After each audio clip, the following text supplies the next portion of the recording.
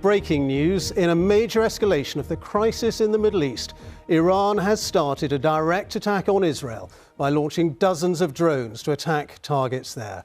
They're expected to reach Israel in the next couple of hours. Israel says its armed forces are on full alert with combat planes in the air. Iran has said it wants revenge for a suspected Israeli attack almost 2 weeks ago on its consulate in Damascus, when the US, President Joe Biden, has cut short his weekend to return to the White House for briefings on the crisis. Well, in a moment, we'll get the very latest from Washington and our correspondent there, Will Vernon. First, though, let's go straight to James Landale, who's live for us in Jerusalem tonight.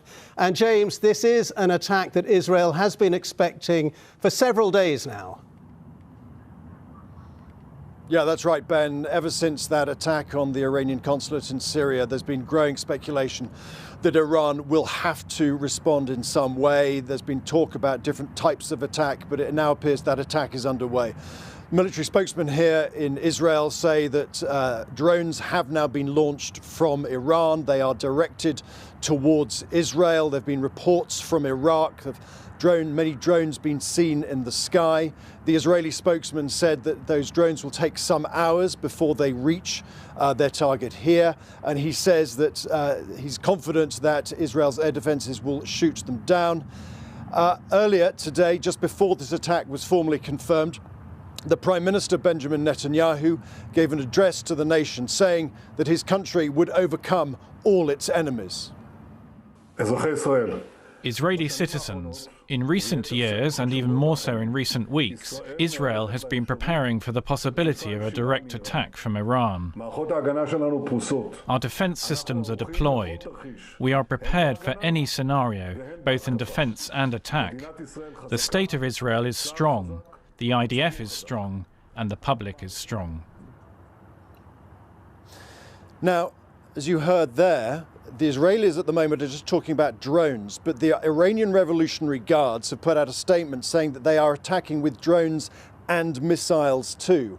And in a statement, the supreme leader in Iran, Ali Khamenei, said, and I quote, "The malicious Zionist regime," that's his name for Israel, "will be punished for what he called an attack on Iranian soil." In other words, the attack on the Iranian consulate in Syria. Now, the question tonight is how effective this attack will be and what response Israel may make as a result of that. A spokesman said this evening, this is a severe and dangerous escalation.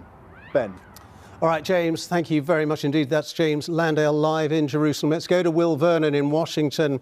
And Will, the United States, of course, is Israel's closest ally. President Joe Biden has promised ironclad support, in his words, for Israel with this attack tonight.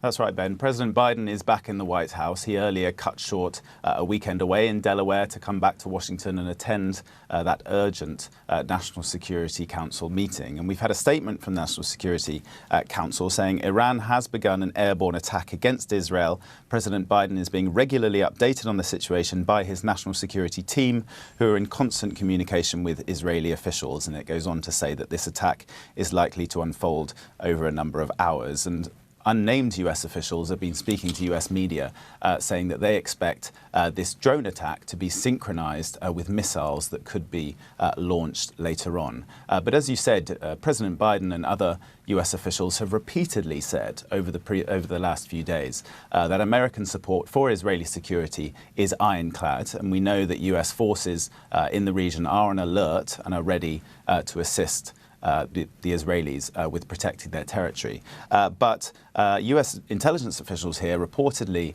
believe that the Iranians are targeting multiple sites inside Israel, but importantly, not US forces in the region directly. That would, of course, be a dangerous escalation. That's what everyone here is keen to avoid, any sort of tit-for-tat, escalatory, retaliatory conflict that could ignite a wider regional war.